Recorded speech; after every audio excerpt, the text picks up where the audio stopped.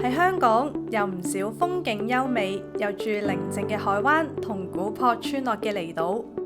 可惜嘅係喺島上不時都會有人遺留垃圾，亦有一啲係從海洋衝上岸。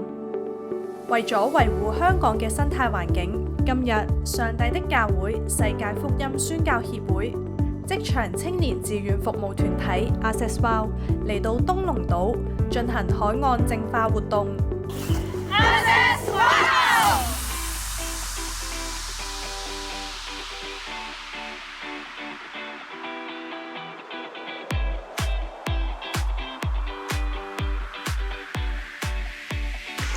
好開心今日可以嚟到東龍島進行海灘清潔活動。我哋都秉承住上帝嘅教導，都成為世上嘅光同埋鹽，向全世界傳達上帝嘅愛。今日嘅天氣都有啲谷，同埋都有落雨，但係大家都好熱心參與呢個活動，直到最後。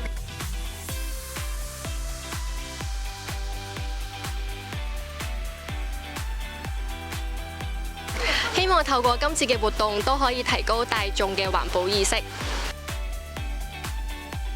通過今次活動，唔單止淨化被污染嘅環境，更加進一步培養參與者對保護環境嘅責任感。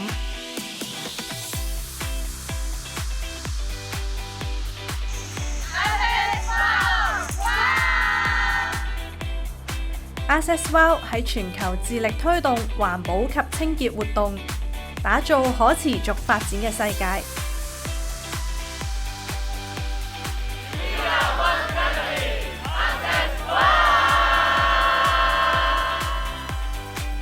我哋希望將來可以同大家攜手合作，令香港變得更加美麗。